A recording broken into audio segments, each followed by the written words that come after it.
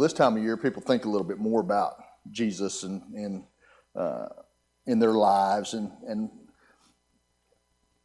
we as God's people want to have a full and correct view of who Jesus is, what he means, and what he's about. And so Jesus told parables, and we talked about why he told parables, to see who would come to him and want to learn more and be interested. And he talked about challenging things and tried to spark a spiritual conversation and a connection with God and with Jesus. And so they'd want to know more about him and his teachings. And so what Jesus says about himself. Yes? Why you got a chair? That's Mark's chair. Mark was kind enough to teach Wednesday night, and his back was out, so he sat in a chair.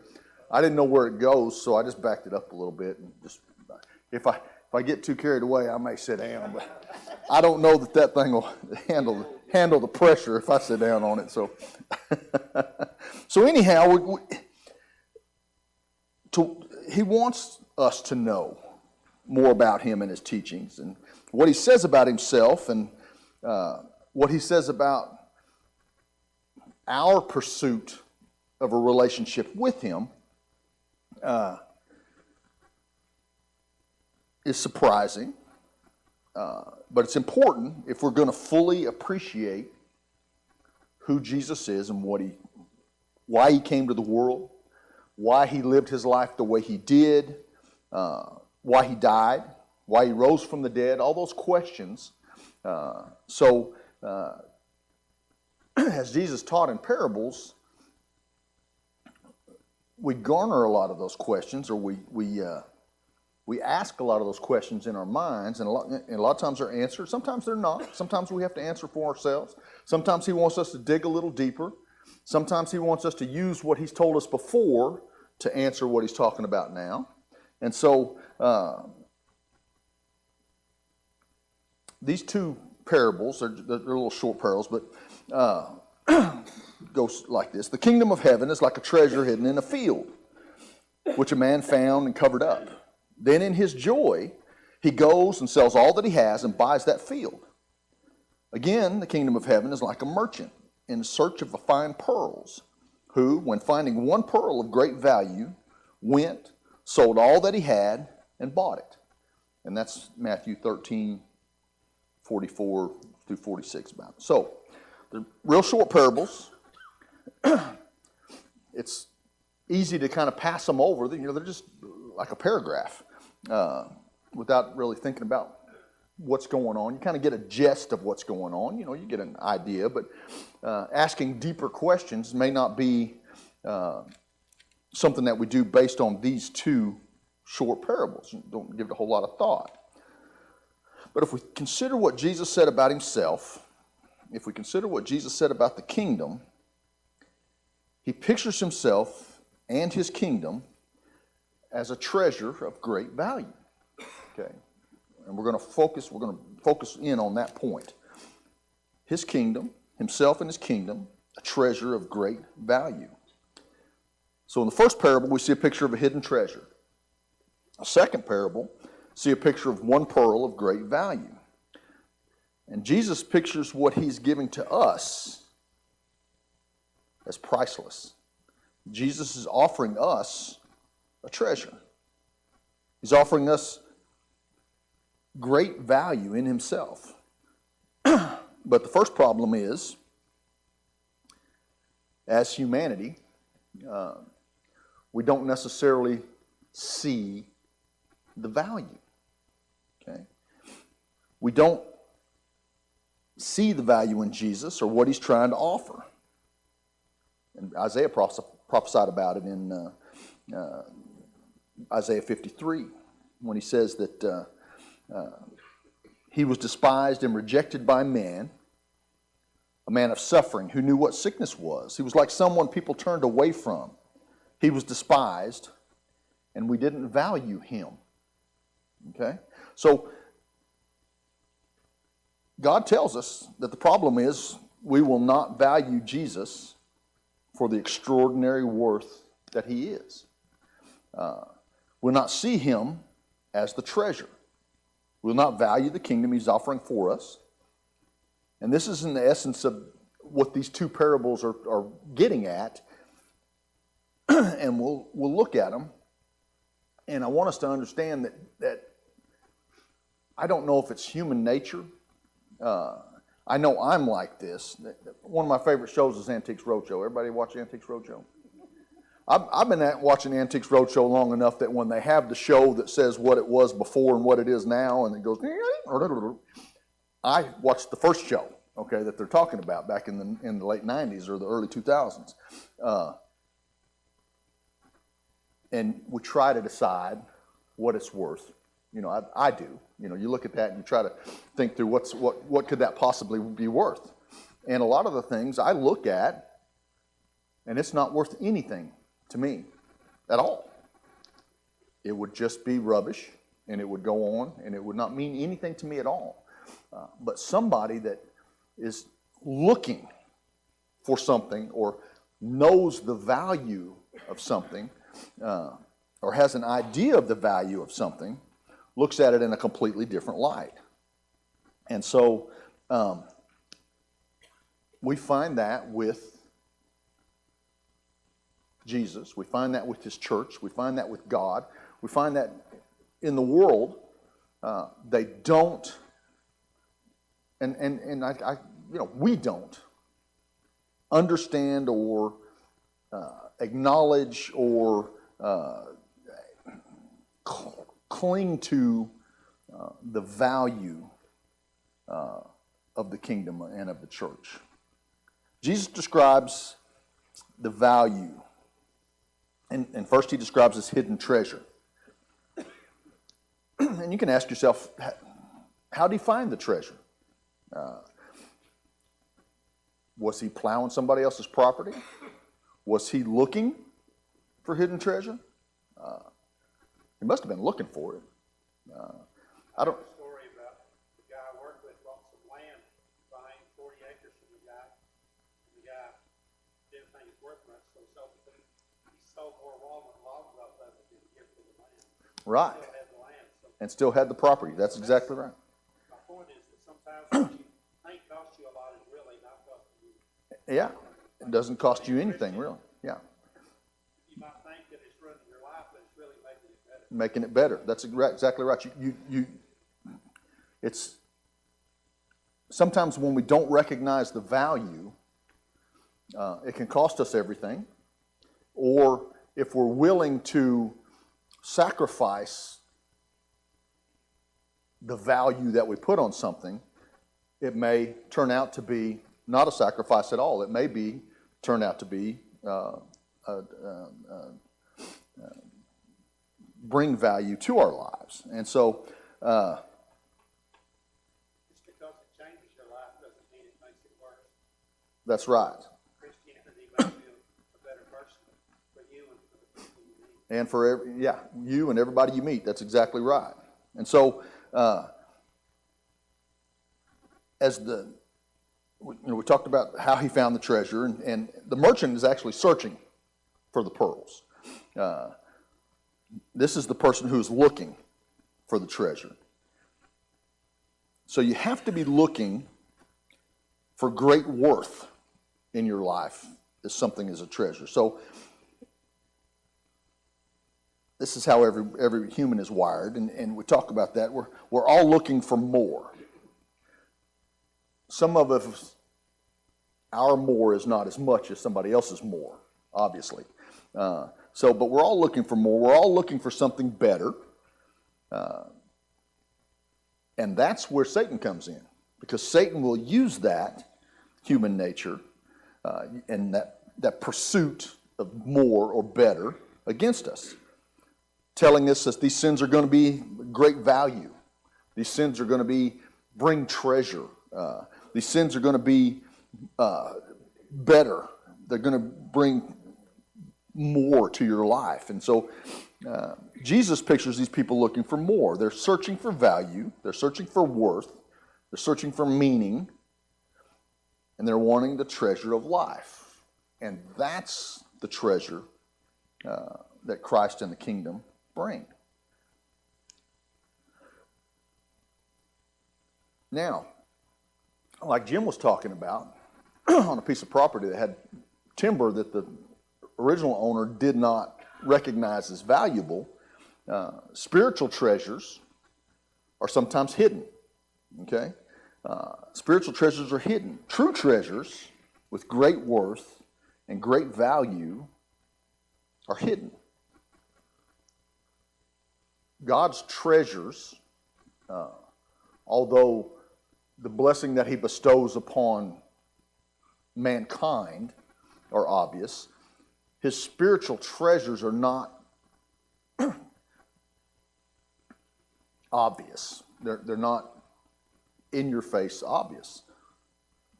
We learn that through Christ teaching in parables.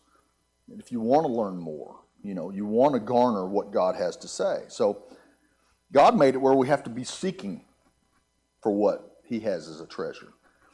And that's the lesson we learned about the sower and why Jesus told parables. Who really wants to look? Who really wants to find great treasure? Okay. Now, I grew up in San Diego, and you can see it in beaches probably all over the world. People that walk around the beach with the metal detectors. Anybody ever seen that? You guys know what I'm talking about. You guys may be that guy. I don't know. You guys may be that guy when you go on vacation. You're looking for treasure. So it's interesting if you watch these people because they're very focused. They don't walk fast, They can't walk fast because they're on a search. They're searching. They're doing a grid, with the thing. They walk slowly and they sweep the detector back and forth and they have the headphones on and they're listening for that beep. And every once in a while they'll get that beep. And you'll see the excitement and they'll start digging and they'll find an old bottle top or something. I don't know what they find. So they're not talking to anyone. They're not taking in the sights. They're not listening to music. They're not distracted in any way. They're sweeping and listening. They're looking. They're looking for that treasure. And someone that's not interested in that sort of thing looks at that and says, why would you waste all your time and energy and money? And why? Why would you do that? And so it doesn't seem to have any worth to me, Maybe you'll find a watch. Maybe you'll find a ring. Maybe, okay? So I don't value it enough to spend the time and the money and effort. I don't put any effort into something like that because it doesn't make any sense to me. But they will because they want to find the treasure. I can say that I want to find the treasure.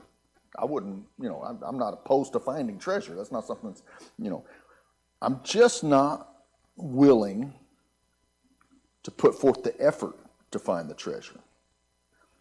Jesus and his kingdom treasures are only given to those who really search for it, who are really looking for it, who are really focused on finding it, who are really putting forth an effort. It's not just going to just show up. So there's another part in both of these parables that we can talk about. They both sell all that they have to acquire that treasure.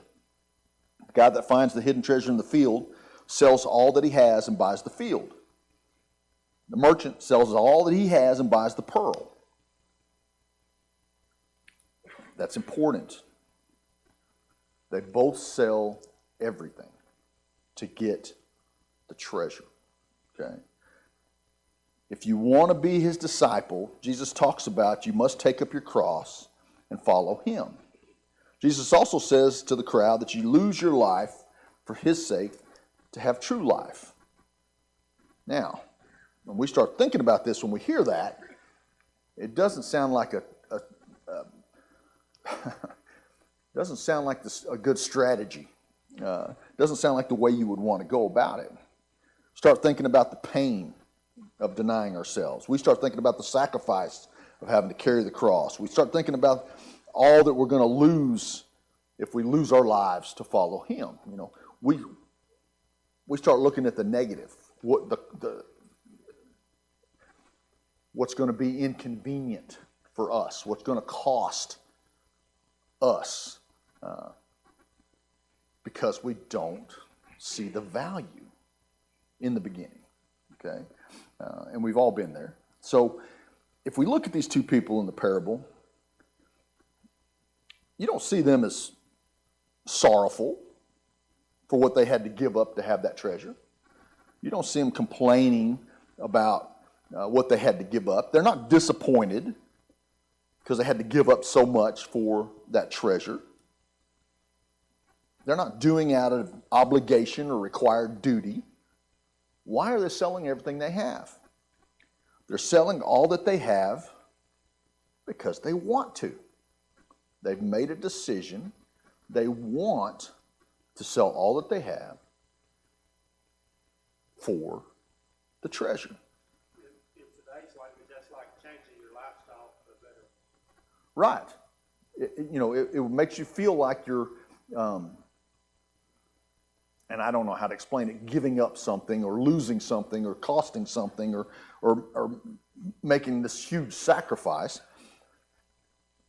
There's nothing in the parable that describes this as being a painful obligation. Okay? Jesus never describes it as being a painful obligation to have Jesus and belong to his kingdom. Okay? And for those of us that know Jesus and his kingdom, that are part of that treasure, understand the joy. We have the hindsight. We understand that whatever it may have been that we gave up was rubbish. Whatever it is that we feel like that in the beginning, when we're first learning or first focusing or first searching, that it would cost so much, we know that it didn't cost anything. Okay? Now, not only do they have the desire to sell all they have, but look at this guy that found the hidden treasure. Jesus says that he sells all that he has in his joy. He joyfully gives up everything. Now, how can you joyfully give up everything you have? How can you joyfully sell everything? And you have to ask yourselves, what treasure would you be willing to give up everything you had to have? Okay. What treasure? What would make you get rid of everything? When you know what you have. Right. And how do you get to that point? And we're going to talk about that. How do you get to understand the point where you understand the value of Jesus and his kingdom? Okay? Now, he's telling people who understand that the surpassing worth of Jesus and his kingdom will joyfully give everything up. They'll joyfully give their lives to Jesus. They'll joyfully worship, joyfully follow him, joyfully say no to sin, joyfully lay down their life for Jesus. They'll do those things with joy because they understand the value of the treasure. Okay? They understand the value of the treasure. Paul talks about in Philippians, whatever gain I had, I counted as loss for the sake of Christ. I count everything as loss because of the surpassing worth of knowing Jesus Christ my Lord. For his sake I have suffered the loss of everything and count that as rubbish, in order that I may gain Christ and be found in him. For I consider that the sufferings of this present time are not worth comparing with the glory that is to be revealed to us. And that's from Philippians and then from Romans. So we get to see that Paul has the correct perspective. Paul sees the value. Paul sees the worth of the treasure. Paul gives up everything for the surpassing worth of knowing Christ, because knowing him and belonging to him can't be compared with anything on the earth. Can't be compared with anything in the world. So that tells us something really important. If we do not want to give our lives completely to Jesus, then we don't treasure him with the surpassing value that he is. We don't understand the value of the treasure. We're placing a higher value on either our own lives, a higher value on our sins. We're placing a higher value on our pleasures or desires or anything you want to put in that place. A higher value on our wealth, comfort, entertainment. We simply do not see the value. Okay? Now, to kind of put that in our perspective, no one that finds $1 billion treasure, $1 billion treasure, is upset when they have to sell all that they have to come up with $100,000 to buy that treasure. Okay? Be easy. Corvette gone. You know why? Because the value of what you obtain is 1,000 Corvettes. You know, the value of what you obtain is tons of gold, not ounces. Okay, not partial ounces. It's millions of acres of property, not a corner lot. You know, it's the value is just hard to put a number on because there's no comparison. There's just absolutely no comparison. So no one says it's going to be hard to do that, you know, give up everything for $1 billion. But then you don't find anyone coming to Jesus and dejectedly asking, you know, it's one of those, you know, do I have to? What do I have to give up for you? What do I have to do? Rather, your heart's going to be on fire to get the treasure. You're going to ask in joy, what can I do to gain this treasure? What lengths can I go to? What joy can I put forth to go to get that treasure? Looking for the minimal amount. Right. You know, we want to do as little as possible. Yeah, that's exactly right. Rick said, we want to do as little as possible to get the biggest gain. The rich young ruler had the same problem because he did not see the value. Okay? And I'm not saying it's easy to see the value coming from that perspective, the perspective of the life before. Now, it's easy to see the value from where I stand now. Okay? It's easy to find joy in Christ and what he means and what he's done and his kingdom and what that entails and how that just swells up in your life. It's easy to see that now. Go ahead, Brian. I'm sorry. You're going to have to do a whole lot better waving than that right there, though, because I just barely caught it. Doesn't it require faith in the beginning? Absolutely. Absolutely. Yes, and that's the looking part. You know, that's the searching part for that. The thing is, you have to know that you want something before you start looking for it. You know, and as you develop that faith and you develop an understanding and you start understanding and having an idea of the worth, it makes it easy. So, what can I do to get this treasure? That's what we asked ourselves. What can I do?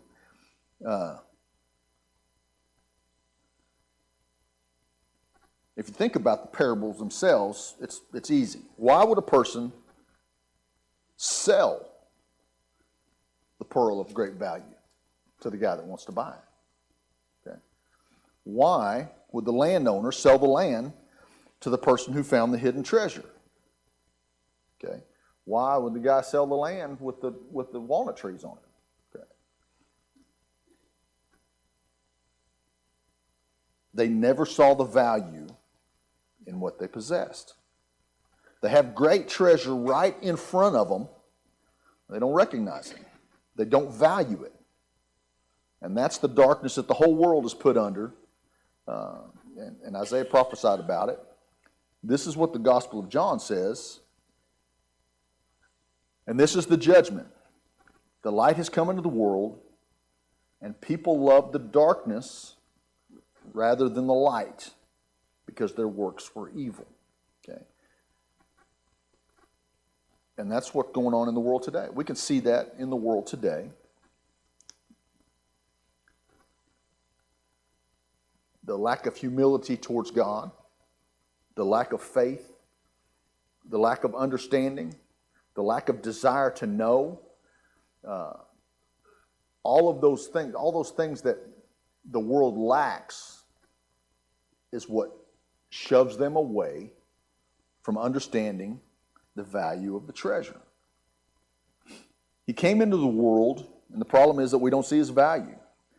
We love our sins, and we love evil works more than we love who he is and what he's offering. We'd rather keep what we have than give it up for the surpassing worth of knowing Christ. Now, here's the silly thing about that decision. We can't keep anything that we have anyway. Okay? Those are the things we tend to forget as we're going along. We can't keep anything anyway.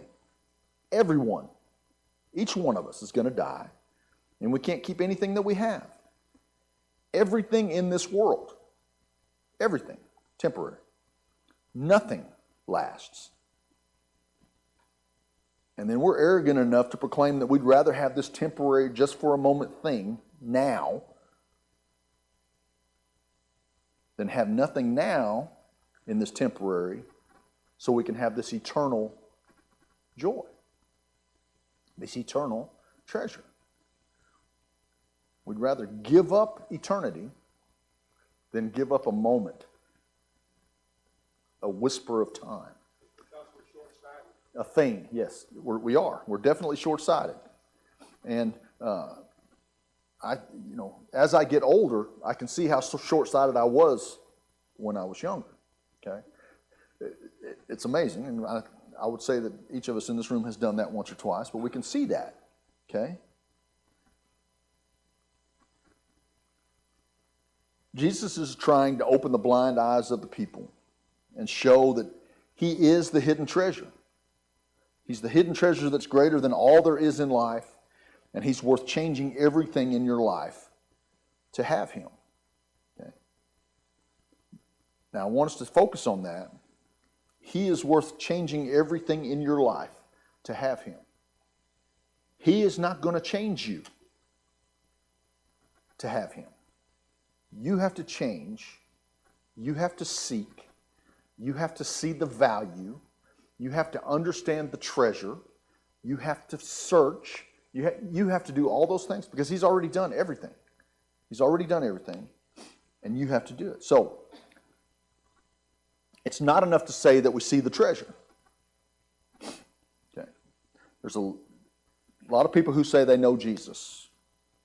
A lot of people who think they're having a general knowledge of Jesus is all that it takes. Think about that. That's the world we live in. If you have a general knowledge of Jesus, that's all it's going to take. Jesus told the parables to show that there's way more to it, way more involved than just saying we know Jesus. It's also not enough to understand the value of the treasure. I see the value of the treasure. There's a lot of people that say Jesus is important. They say Jesus is valuable. They even claim to follow Jesus. We know these people. But they don't do anything to show that they understand the value in Jesus. They don't do anything to acquire that treasure. Okay? The only way to show the value of a treasure is to give everything you have to have it. The only way Jesus is proclaimed as treasure of our lives is by changing how we live so that he's truly our priority. Okay? And I think that's a problem that we have in the world we live in, is the lack of focus, the lack of priority, the lack of foresight. We have a lack. There's just a lack of where we are. So at the end of Matthew, this last parable, the kingdom of heaven is like a net that was thrown into the sea and gathered fish of every kind. And when it was full, men drew it ashore and sat down and sorted the good into containers, but threw away the bad. So it will be at the end of the age. The angels will come, separate the evil from the righteous, and throw them into the fiery furnace. In that place there will be weeping and gnashing of teeth. And that's from the end of Matthew 13 there. In the end, Jesus is going to sort out who treasured him for his surpassing worth. The treasure of who he is and what he's worth. He's going to separate those from the ones that just said, he's a treasure, but did nothing about it in their lives. Nothing in life should keep us from having Jesus. And until that's true, we're not treasuring Christ in the way he deserves. We've not received the treasure he's offering to each one of us. Jesus is the hidden treasure in the world. There's no greater treasure, there's no greater joy than him. He's worth knowing. He's worth completely giving everything in your life to have him. And if we don't want him and don't treasure him, and we made our own decision, we'll not be with him when the time for eternity is to begin. Okay? That's the cost.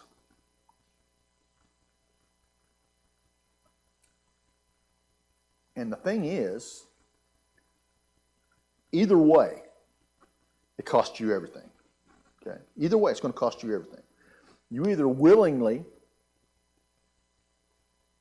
accept the treasure that Christ is, okay, and give up everything for him. Or, in the end, everything is taken from you and you don't get the treasure at the end. Okay? Either way, in both scenarios, you've lost or given up everything. And so that's all I have for this morning. And next week we'll start in 1 Corinthians. Thank you for your attention and your encouragement and your comments. Yes, sir.